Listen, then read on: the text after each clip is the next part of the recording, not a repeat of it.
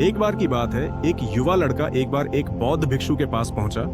वह काफी परेशान लग रहा था और उसने बौद्ध भिक्षु से जाकर पूछा कि हे महात्मा, मैं अपने आप से परेशान हूं, अपने आप से दुखी हूं। बाहरी रूप से मुझे कोई दुख नहीं है, मैं धन धान्य संपन्न हूं, मुझे कोई शारीरिक रोग भी नहीं है, लेकिन मैं खुद से परेशान रहता हूं, अपने मन से परेशान रहता हूं। अक्सर मेरी बातों को मेरा कोई भी दोस्त गंभीरता से नहीं लेता है और ना ही मेरे परिवार के लोग मेरी किसी बात को गंभीरता से लेते हैं। मैं जो कुछ भी सलाह देता हूं या तो वह उसे मजाक में उड़ा देते हैं या फिर उसे गंभीरता से लेते ही नहीं है। मेरी बातों को कोई गंभीरता से क्यों नहीं लेता है? क्यों मेरी बातों पर कोई अमल नहीं करता? क्यों मेरी बातों में कोई रुचि नहीं दिखाता? क्या कारण है? कृपया मुझे बताने का कष्ट करें और मेरे मन के इस दुख को दूर करें। यह सुनकर बौद्ध भिक्षु ने कहा कि आज सुबह मैं चालित ध्यान करके वापस आ रहा था। रास्ते में कुछ कौवे काव-काव कर रहे थे और वहीं पर जब मैं चलता हुआ कुछ दूर आया तो मुझे एक मोर की मधुर आवाज सुनाई दी। यह सुनकर अचानक मेरे मन में ख्याल आया कि कौवे कितना काव्य करते हैं, कितना बोलते रहते हैं, लेकिन कोई भी प्राणी कौवे की आवाज को पसंद नहीं करता।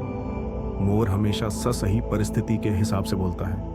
जब भी बारिश होने वाली होती है और बादल गरजते हैं और बारिश होने की आशंका होती है, ऐसे में मोर अपनी मधुर आवाज में गाता है जो सभी को प्रिय होता है, सभी को अच्छा लगता है। ऐसे ही अगर इंसान सही परिस्थिति के हिसाब से सही शब्द बोले, सही वाणी बोले, तो वही वाणी दूसरों के लिए संगीत हो जाती है, संगीत बन जाती है और दूसरे लोग तुमसे सम्मोहित हो जाते हैं और वहीं पर तुम्हें सब लोग गंभीरता से लेने लगते हैं।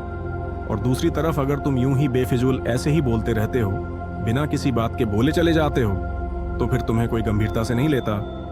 तुम उस कौवे की भांति हो जाते हो जिसकी वाणी कोई पसंद नहीं करता और बाद में तुम्हें दुख होता है कि तुम्हें कोई गंभीरता से क्यों नहीं लेता।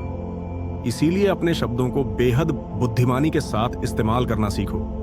अगर तुम नहीं सीखोगे तो समाज में तुम्हें कोई सम्मान या कोई गंभीरता से नहीं लेगा। यह सुनकर वह युवा लड़का बोला कि हे महात्मा, मैं जानता हूं कि मैं ज्यादा बोलने की बीमारी से ग्रस्त हूं, मुझे इतना नहीं बोलना चाहिए, लेकिन मैं अपने आप पर काबू नहीं रख पाता और ना ही मैं इतना बुद्धिमान हूं कि मैं अपने शब्दों को नाप तोल कर बोल सकूं।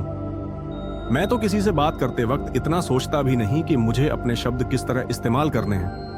कृपया करके कुछ ऐसी परिस्थितियां बता दीजिए जहां पर मुझे कम बोलना है या फिर बोलना ही नहीं है, हमेशा चुप रहना है। अगर आप मेरा ऐसे मार्गदर्शन कर सकते हैं तो मेरा जीवन आसान हो जाएगा और मुझे ज्यादा दिमाग या अपनी बुद्धि लगाने की भी जरूरत नहीं पड़ेगी। यह सुनकर बौद्ध भिक्षु ने मुस्कुराते हुए कहा कि बेटा, वैसे तो इंसान को हर परिस्थिति में सोच समझकर ही बोलना चाहिए, लेकिन अगर वह हमेशा होश में नहीं रह पाता है, ध्यान में नहीं रह पाता है, मैं तुम्हारे दैनिक जीवन की कुछ ऐसी परिस्थितियां बता रहा हूं जहां पर तुम्हें हमें हमेशा चुप रहना है।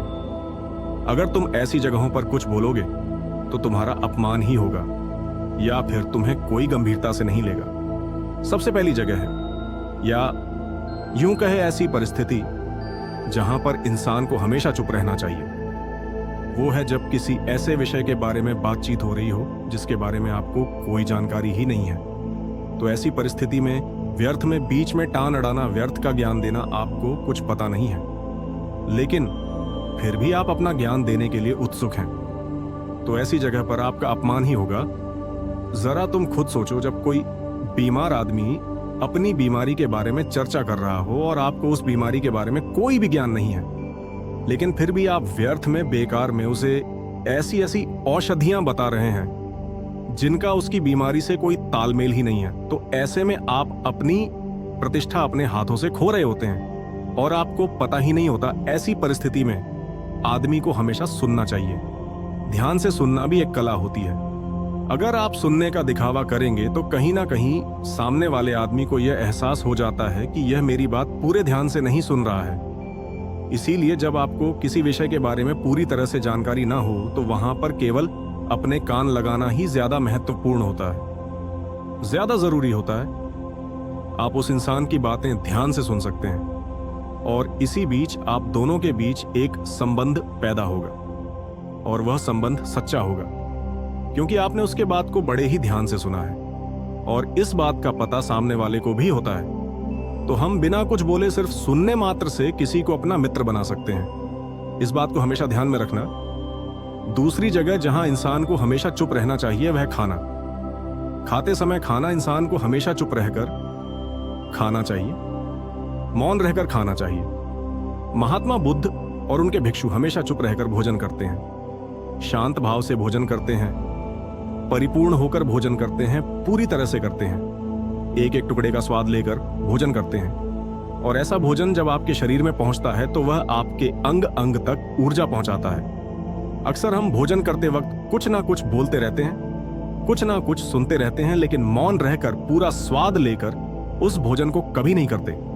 हम उस भोजन को करते वक्त आधे अधूरे ही रहते हैं और इसीलिए हमारा शरीर लोगों से ग्रस्त हो जाता है। जरा तुम खुद सोचो, बौद्ध भिक्षु हमेशा भिक्षा लेकर भोजन करता है और भिक्षा भी बिल्कुल मामूली सी, और वह भी एक वक्त का।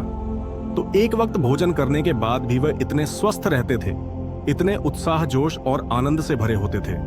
और हम तो इतना खाना खाते हैं, इतनी सारी भोजन की सामग्री हमारे लिए उपलब्ध होती है, लेकिन हमारे शरीर में कोई ऊर्जा नहीं होती।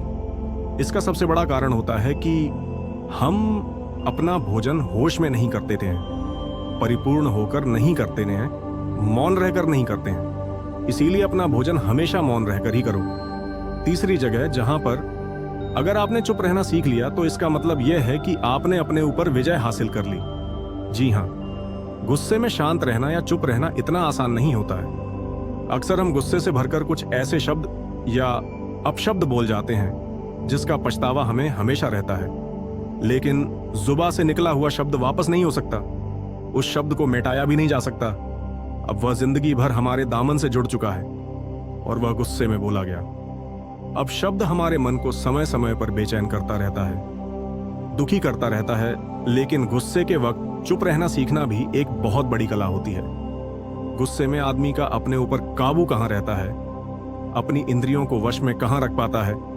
इसीलिए इस कला को आप तभी सीख सकते हैं जब आप गुस्सा भी होश में रहकर कर पाएं। जब भी आपको गुस्सा आए, आपके दिमाग में सिर्फ एक ही बात आए कि मुझे चुप रहना है, मुझे किसी से कुछ गाली गलौज नहीं करना है, किसी को कोई अपशब्द नहीं बोलना है। और जब यह विचार गुस्से के साथ जुड़ जाता है और धीरे धीरे यह आदत बन जाता है, तो आप अपने गुस्से को भी काबू में करना सीख जाते हैं। जब भी कभी गुस्सा आए तो किसी को कुछ बोलने की बजाय कुछ शारीरिक व्यायाम करना शुरू कर दो।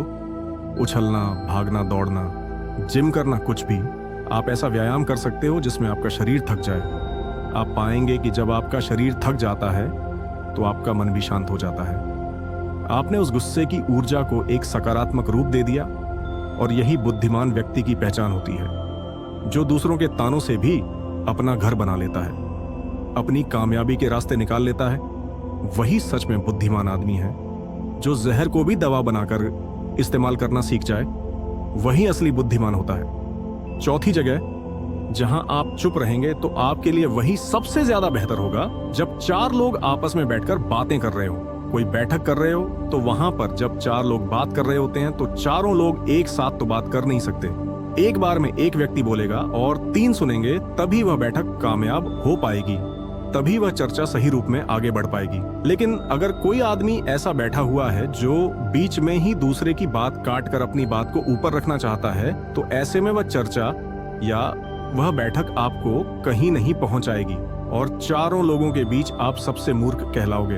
अगर आपको अपनी बात कहनी है तो सामने वाले को अपनी बात पूरा करने दो, उसके बाद अपने विचार रखो। यही एक भद्र पुरुष या फिर कहे अच्छे आदमी की पहचान होती है। और आखिरी जगह, अगर हमारे माता पिता हमें कुछ कह देते हैं, हमारे बड़े बुजुर्ग हमें किसी बात पर डांट देते हैं या हमें थप्पड़ भी मार देते हैं, तो ऐसी जगहों पर आपका चुप रहना ही उनके प्रति सम्मान दिखाएगा, उनके प्रति आदर का भाव व्यक्त होगा।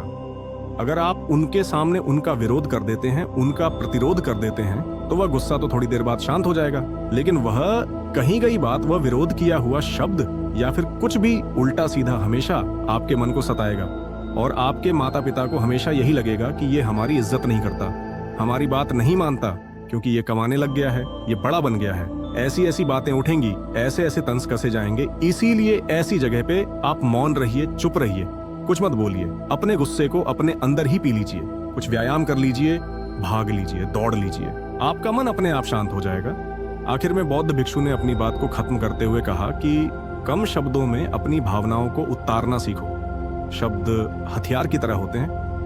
बोलो तो होश में बोलो, ध्यान में बोलो, जीवन शैली ऐसी बना लो कि आप जब भी बोलो पूरे होश में रहकर बोलो, पूरे आनंद के साथ बोलो, पूरे प्रेम के साथ बोलो। ऐसी वाणी बोलो जो दूसरे के दिल को ठंडक पहुंचाती हो, दूसरे के मन को भी शांत कर देती हो। और वह तभी संभव है जब आप प्रतिपल होश में रहकर बोलेंगे। इसके बाद वह युवा लड़का बौद्ध भिक्षु के सामने नतमस्तक हो गया और उनको प्रणाम करते हुए अपने घर वापस लौट गया। उम्मीद करता हूं कि यह कहानी आपको जरूर पसंद आई होगी।